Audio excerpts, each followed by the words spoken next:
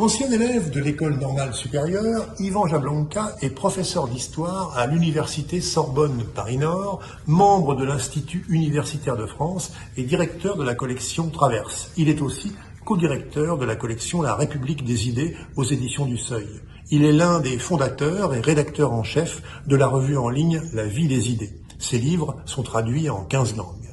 Jean-Jacques Goldman est la personnalité préférée des Français depuis 10 ans. Pourtant, le chanteur a sorti son dernier album en 2001 et depuis, il n'est plus sorti de son silence. L'historien Ivan Jablonka publie donc un ouvrage très fouillé sur nos années Goldman, soit le portrait d'un homme intègre en même temps que celui d'une époque et d'une génération. Ivan Jablonka a été adolescent dans les années 1980. Mais à Jean-Jacques Goldman, il préférait alors la pop anglaise ou Renaud et Brassens, expliquait-il dans son livre « Un garçon comme vous et moi ». Et pourtant, Goldman le touche. Même histoire familiale, traversée par la résistance et la Shoah, une famille ancrée à gauche, et même masculinité offerte par le chanteur, à l'inverse des schémas virilistes alors en vogue.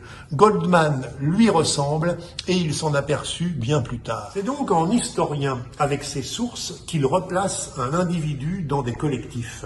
En l'occurrence, il ne s'intéresse pas à Jean-Jacques, mais à Goldman et à tout ce qui a permis de le faire exister. L'abandon de l'anglais par la nouvelle chanson française des années 70, les années de Jack Lang avec la fête de la musique, la démocratisation du rock, la création des différents zéniths à Paris et dans plusieurs villes de France, la légalisation des radios libres, la bande FM, le renouvellement de l'audiovisuel, du top 50 et bien d'autres choses. 20 ans après la fin de sa carrière, nous pouvons sans doute dire que Goldman a une très grande importance dans la chanson française. Bien que le personnage public soit mort, puisque Jean-Jacques Goldman l'a d'une certaine manière suicidé, Goldman en revanche est bien vivant et les idées que ses chansons véhiculent sont devenues majoritaires. Goldman, le livre d'Ivan Jablonka, est publié aux éditions du Seuil et vous pouvez l'emprunter dans le réseau des médiathèques du département des Landes ou dans sa version numérique sur le portail Medialand.